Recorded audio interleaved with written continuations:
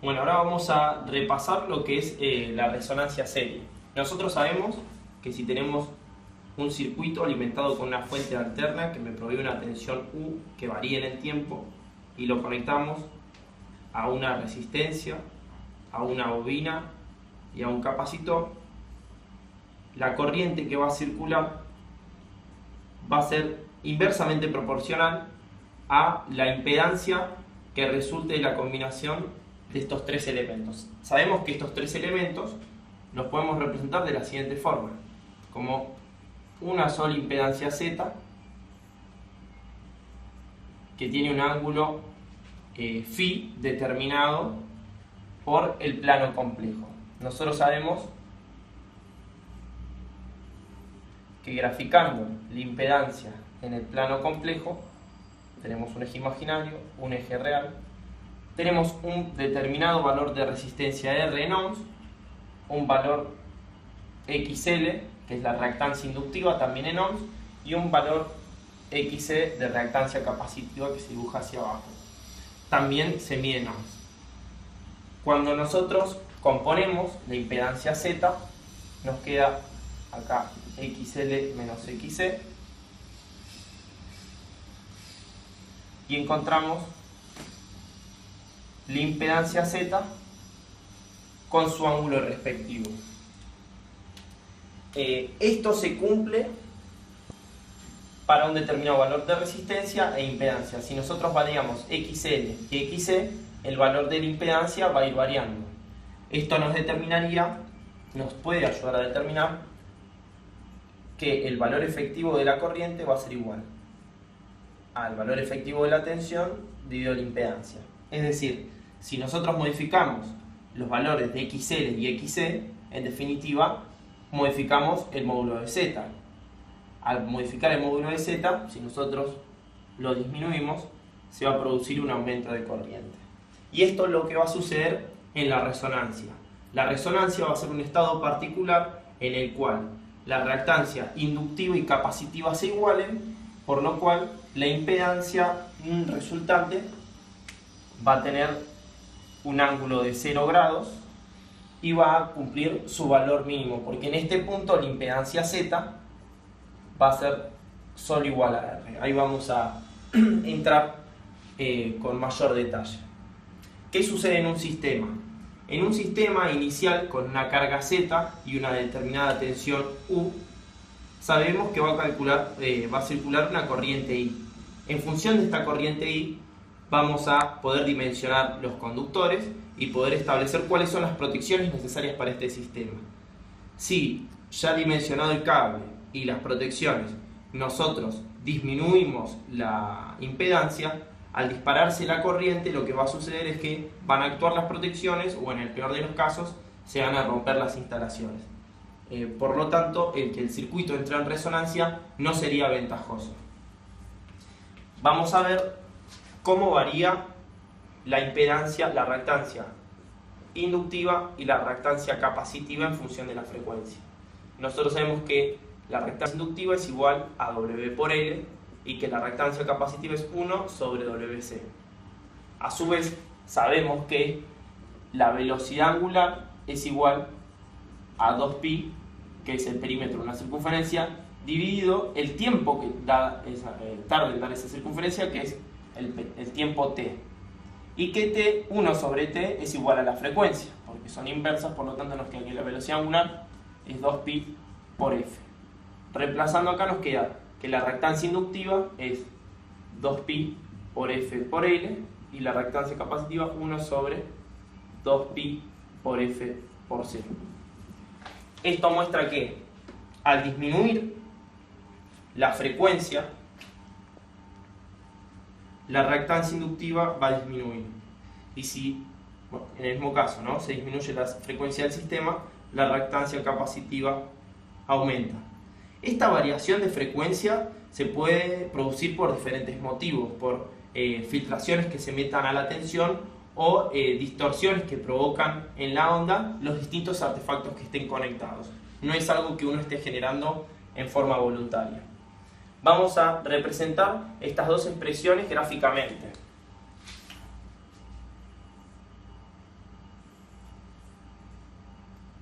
vamos a graficar XL, la resistencia, y XC en función de la frecuencia. Sabemos que la reactancia inductiva varía linealmente con la frecuencia. Esto es XL y que es 2pi por F por L. Cuanto más grande es la frecuencia, mayor van a ser los valores de reactancia inductiva. La reactancia capacitiva varía en forma inversa. A mayores valores de frecuencia vamos a tener menores valores de reactancia capacitiva. Y la resistencia permanece invariante. Quiere decir que no depende de los valores de frecuencia, porque sabemos que la resistencia de un conductor depende de la longitud, de la sección y de la resistividad. O podría también estar en función de la temperatura, pero no tiene relación ninguna con la frecuencia, por lo tanto, cualquiera sea el valor de frecuencia, la resistencia siempre va a mantenerse constante. En este caso nosotros estaríamos con un determinado valor de reactancia inductiva, un valor de reactancia capacitiva y un valor de resistencia. Vamos a suponer que este momento es este tiempo. Tenemos este valor de frecuencia, a este valor de frecuencia tenemos este valor de XL y este valor de XC. XL y XC. En el caso que nosotros disminuyamos la frecuencia o que se disminuya la frecuencia del sistema, puede suceder que se termine igualando el valor de reactancia inductiva, vamos a decirle XL', con el de la reactancia capacitiva, XC'. O sea, al disminuir la frecuencia va a disminuir la reactancia inductiva y aumenta la reactancia capacitiva. Por lo cual se van a terminar igualando y nos queda que XL va a ser igual a XC cuando el circuito entra en resonancia. Nosotros sabemos que esto es 2pi por F por L y esto es 1 sobre 2pi por F por C. Si nosotros pasamos frecuencia de este lado y despejamos, nos termina quedando que el valor de frecuencia que nos va a hacer entrar en resonancia el sistema va a ser igual a 2pi por la raíz de L por C. Es decir que si dentro del sistema se llega a producir una frecuencia con este valor, la reactancia inductiva y capacitiva se van a igualar, lo que va a producir que tengamos, vamos a graficar estos valores en el plano complejo, un nuevo valor de XL, vamos a decirle XL', un nuevo valor de XC, XC', y el valor de la resistencia va a permanecer constante. Entonces cuando los restemos se va a anular y este va a ser el valor de impedancia nueva, el Z'. Este Z', al ser menor que este Z, disminuye la impedancia, se produce un pico de corriente y es lo que me termina accionando las protecciones o deteriorando el material del sistema. Hay un gráfico que nos puede llegar a terminar de hacer ver cómo es que funciona la resonancia, que es el siguiente.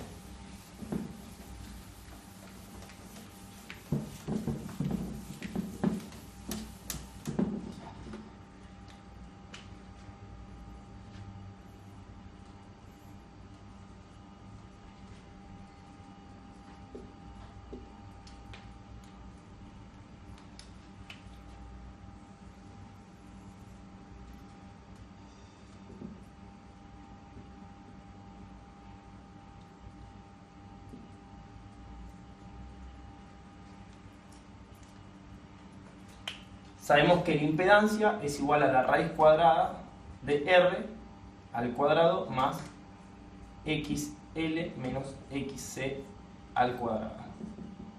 Si nosotros reemplazamos por los valores que antes habíamos estado estudiando, nos queda que R al cuadrado más 2pi por F por L más 1 sobre 2pi por F por C, todo esto al cuadrado, raíz, va a ser el nuevo valor de impedancia. Esta curva, que vamos a remarcar con rojo, muestra cómo varía el valor de la impedancia total con la frecuencia. A valores bajos de frecuencia, vamos a tener una impedancia muy alta. ¿Por qué va a pasar esto? A valores muy bajos, esto va a tender a ser cero, pero este término va a tender a ser infinito. Y al tender a ser infinito, el valor de la impedancia va a ser extremadamente alto. A medida que vayamos aumentando la impedancia, este término va a empezar a decrecer y este va a empezar a aumentar. Y va a llegar un momento en que se terminan igualando.